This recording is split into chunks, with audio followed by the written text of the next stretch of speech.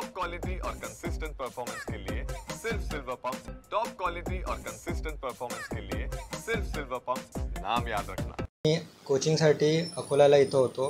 11वी-12वी plus regular कोचिंगमध्ये मी live tutorial इथं होतो। त्याच्यामध्ये मी नीटचे क्लासेस तिथूनचे केले पूर्ण, आणि जे पण काही पुस्तकं वगैरे होते सगळे, म्हणजे वर्षभर मी जेवढे PYQ, जेवढे क्वेश्चन बँक, DPP वगैरे जेवढे पण सॉल्व केलो, ते सगळे जे मला कामी आले। मी आता सध्या सेकंड इयर JJचा स्टुडंट आहे, GGMC मुंबई इथं सेकंड इयर MBBS परस्युईंग।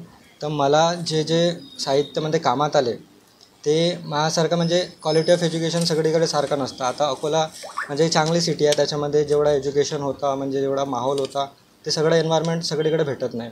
आता जसं आपला हे देवरी आहे, ग्रामीण एरियामध्ये येतो, इकडे म्हणजे पोरं टॅलेंटेड आहेत, पण त्यांना कसा एक्सपोजर नाही मिळत, त्यांना राईट गायडन्स नाही मिळत, प्रॉपर मटेरियल नाही मिळत।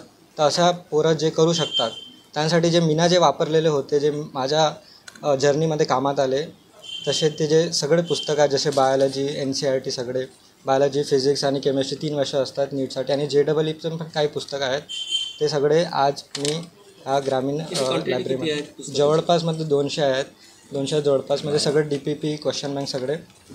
दीनबंधू ग्रामीण विकास संस्था देवरी हे इथं लायब्ररी आहे, इथं जे पोरं वाचतात त्यांच्या होपफुली ते कामात येणार ही आशा करतो। आणि काही नाही जास्त, पण 1-2 जरी निघले माझ्यासारखे पोरं, तर ते खूप आभार होणार आणि देशाला सर्व्हिस करणार।